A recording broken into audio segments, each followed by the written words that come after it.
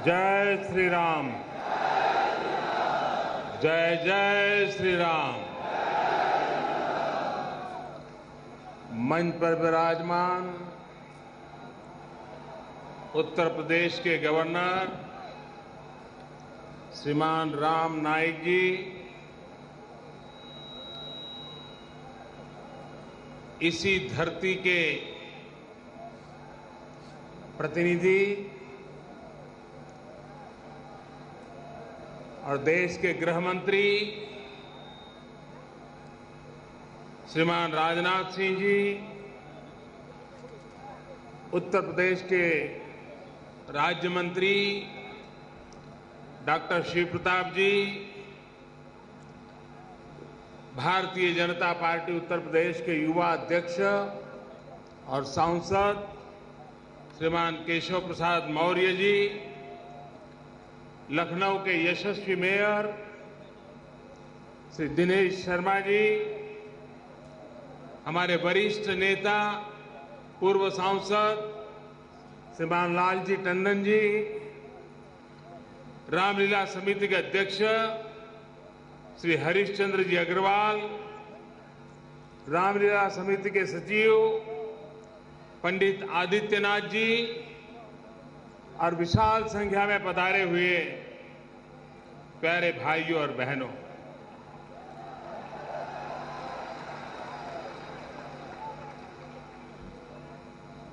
आप सबको विजयादशमी की अनेक अनेक शुभकामनाएं।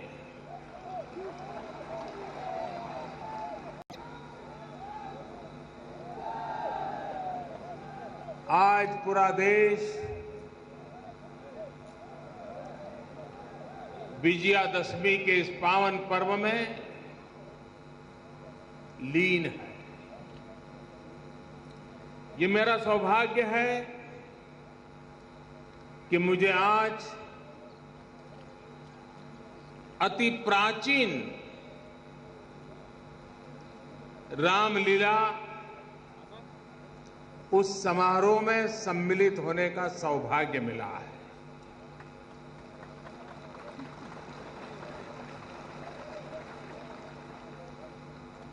हिंदुस्तान की धरती का ये वो भूभाग है जिस भूभाग ने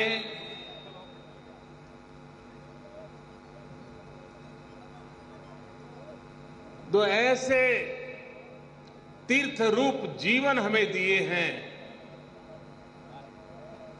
एक प्रभु राम और दूसरे श्री कृष्ण। इसी धरती से मिले और ऐसी धरती पर विजयादशमी के पर्व पर आकर के नमन करना, इससे बड़ा जीवन का सौभाग्य क्या हो सकता है।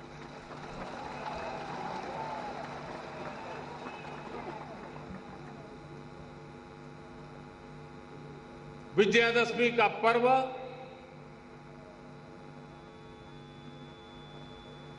असत्य पर सत्य के विजय का पर्व है।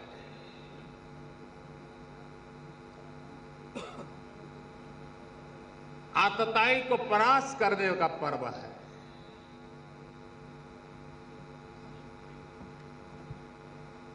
हम रावण को तो हर वर्ष जलाते हैं,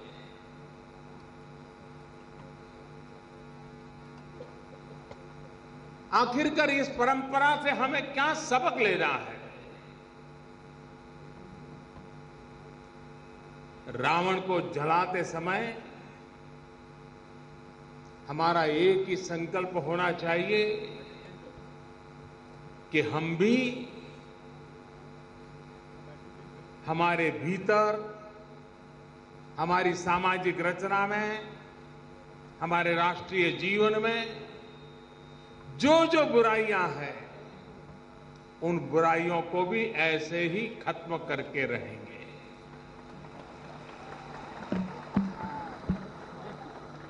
और हर वर्ष रावण जलाते समय हमने हमारी बुराइयों को खत्म करने के संकल्प को अधिक मजबूत बनाना चाहिए और उसमें विजयादशमी के समय हिसाब किताब भी करना चाहिए कि हमने कितनी बुराइयों को खत्म किया।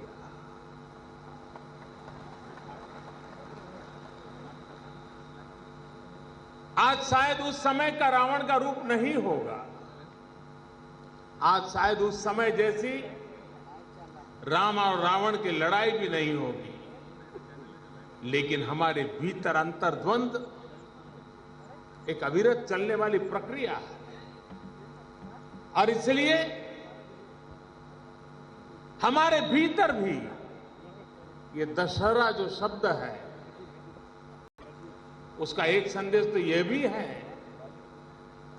कि हम हमारे भीतर की 10 कमियों को हरें, उसको खत्म करें। 10 हरा, उसको खत्म करें। जीवन को पतन लाने वाली जितनी जितनी चीजें हैं, उस पर विजय प्राप्त किए बिना जीवन कभी सफल नहीं होता।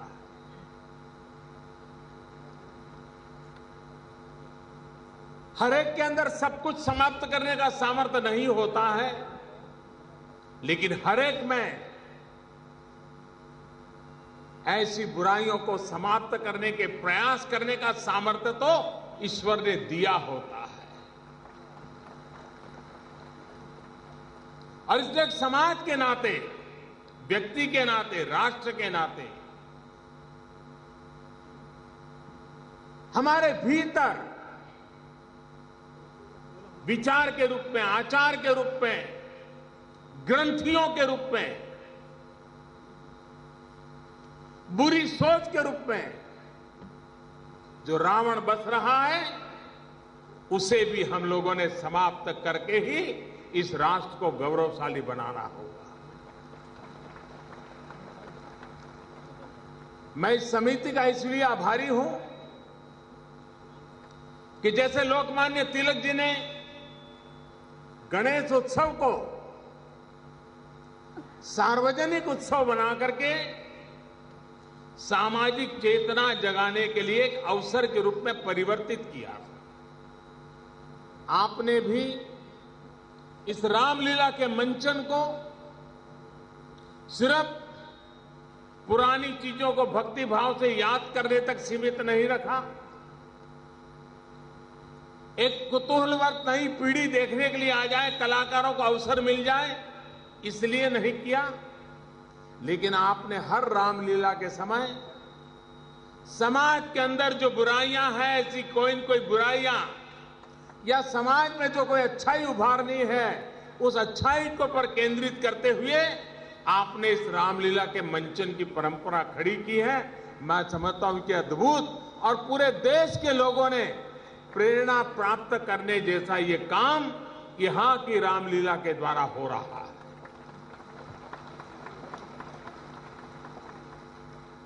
और उस रामायण के पात्रों के माध्यम से भी हम आधुनिक जीवन के लिए संदेश दे सकते हैं, सामर्थ्य है उसमें। और ये देश की विशेषता यही है कि हजारों साल से हमारे यहां हमारी सांस्कृतिक विरासत को एक पीढ़ी से दूसरी पीढ़ी तक पहुंचाने की यही तो सबसे बड़ी व्यवस्था रही है कि कथा के द्वारा, कला के द्वारा हमने इस परंपरा को जीवित रखा है। और उसका अपना एक समाज जीवन में महामूल्य होता है। इस बार का मंचन का विषय रहा है आतंकवाद। आतंकवाद ये मानवता का दुश्मन है, और प्रभु राम मानवता का प्रतिनिधित्व करते हैं, मानवता के उच्च मूल्यों का प्रतिनिधित्व करते हैं, मानवता के आदर्शों का प्रतिनिधित्व करते हैं, मर्यादाओं को रेखांकित करते हैं, और विवेक, त्याग, तपस्या, उसकी एक मिसाल हमारे बीच छोड़ करके गए हैं। और इसलिए और आतंकवाद के खिलाफ सबसे पहले कौन लड़ा था? कोई फौजी था क्या? कोई नेता था क्या?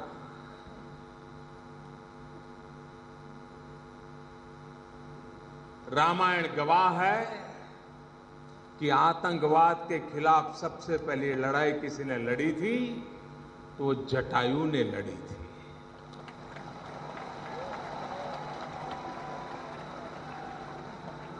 एक नारी के सम्मान के लिए रावण जैसी सामर्थ्यवान शक्ति के खिलाफ एक जटायु जूझता रहा, लड़ता रहा। आज भी अभय का संदेश कोई देता है तो जटायु देता है। और इसलिए 125 करोड़ देशवासी हम राम तो नहीं बन पाते हैं, लेकिन अनाचार, दुराचार, अत्याचार के सामने हम जटायु के रूप में तो कोई भूमिका अदा कर सकते हैं।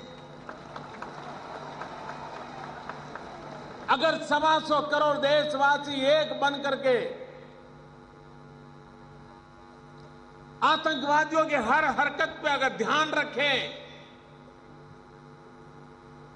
चौकन्ने रहे, तो आतंकवादियों का सफल होना बहुत मुश्किल होता है। आज से 30-40 साल पहले जब हिंदुस्तान दुनिया को हमारे आतंकवाद के कारण जो परेशानियां हैं उसकी चर्चा करता था तो विश्व के गले नहीं उतरता।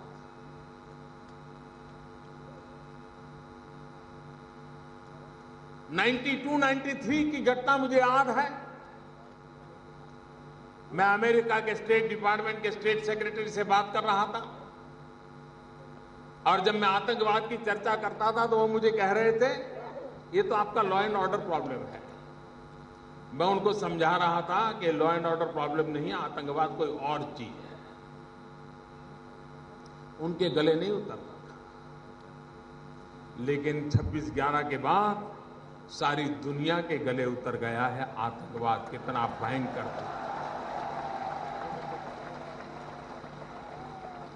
और कोई माने कि हम तो आतंकवाद से बचे हुए हैं तो गलतफहमी ने न रहे।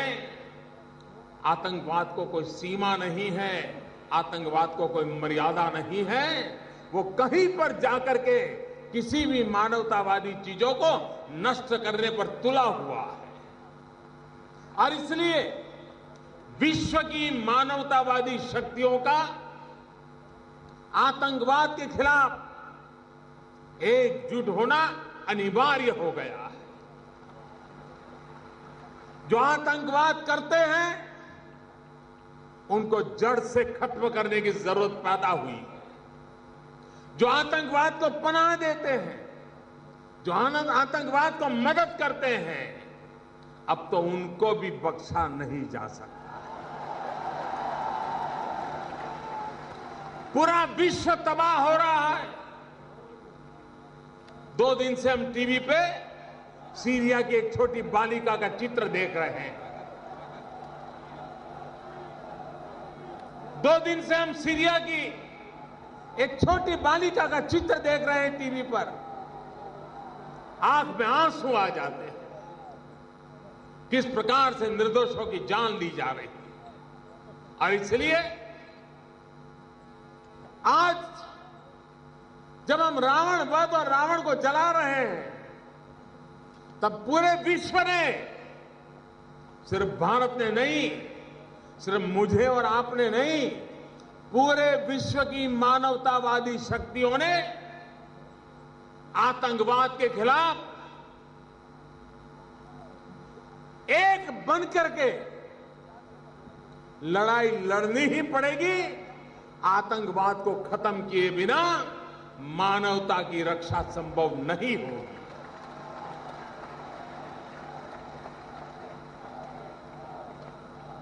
भाइयों बहनों, जब मैं समाज के भीतर हमारे यहां जो बुराइयां हैं उसको भी हमें नष्ट करना होगा और यही विजयादशमी से हमें प्रेरणा लेनी चाहिए। रावण रूपी वो बातें छोटी होगी, लेकिन वो भी एक प्रकार की रावण रूप ही है। दुराचार, भ्रष्टाचार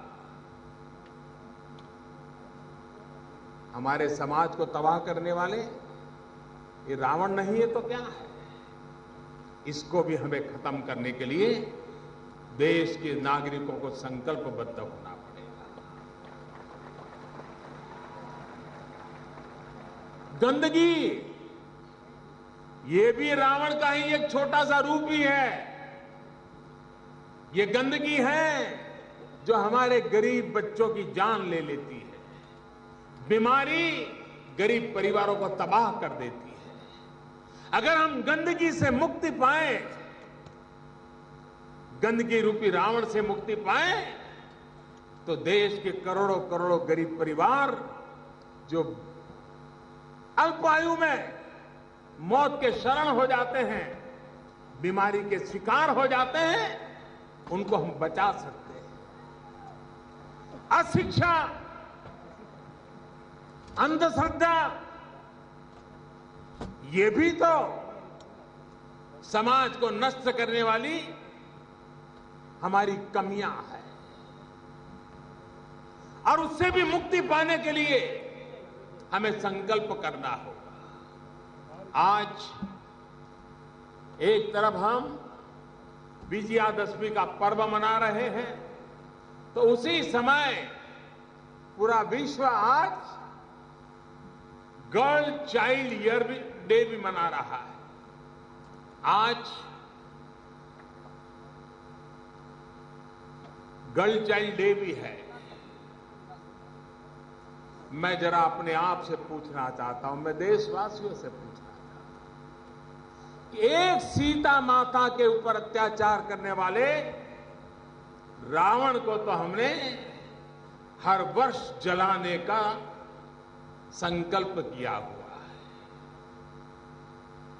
और जब तक पीढ़ियां जीती रहेगी रावण को जलाते रहेंगे, क्योंकि सीता माता का अपहरण किया था। लेकिन कभी हमने सोचा है कि जब पूरा विश्व आज गर्ल चाइल्ड डे मना रहा है, तब हम बेटे और बेटी में फर्क करके मां के गर्भ में कितनी सीताओं को मौत के घाट उतार देते हैं? ये हमारे भीतर के रावण को खत्म कौन करेगा? क्या आज भी 21वीं शताब्दी में मां के गर्भ में बेटियों को मारा जाएगा?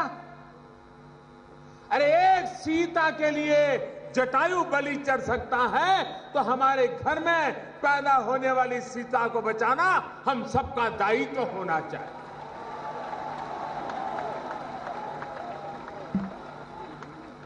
घर में बेटा पैदा हो, जितना स्वागत सम्मान हो, बेटी पैदा हो उससे भी बड़ा स्वागत सम्मान हो, यह हमें स्वभाव बनाना हो।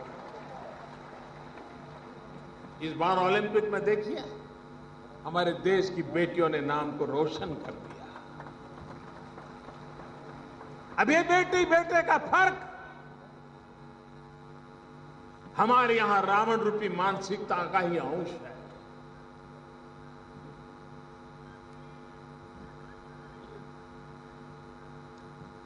शिक्षित हो अशिक्षित हो, गरीब हो अमीर हो, शहरी हो ग्रामीण हो, हिंदू हो मुसलमान हो, सिख हो ईसाई हो बौद्ध हो, किसी भी संप्रदाय के क्यों न हो, किसी भी आर्थिक पार्श्वभूमि के क्यों न हो, किसी भी सामाजिक पार्श्वभूमि के क्यों न हो, लेकिन बेटियां समान होनी चाहिए, महिलाओं के अधिकार समान होने चाहिए, महिलाओं को 21वीं सदी में न्याय मिलना चाहिए। किसी भी परंपरा से जुड़े क्यों न हो, किसी भी समाज से जुड़े क्यों न हो, महिलाओं का गौरव करने का ये युग हमें स्वीकारना होगा। बेटियों का गौरव करना होगा, बेटियों को बचाना होगा। हमारे भीतर ऐसे जो रावण के रूप बिखरे पड़े हैं, उससे इस देश को हमें मुक्ति दिलानी है। और इसलिए जब लक्ष्मण की नगरी में आया हूं, गोस्वामी तुलसीदास की धरती पर आया हूं, श्री कृष्ण के जीवन में भी युद्ध था, राम के जीवन में भी युद्ध था, लेकिन हम वो लोग हैं जो युद्ध से बुद्ध की ओर चले जाते हैं।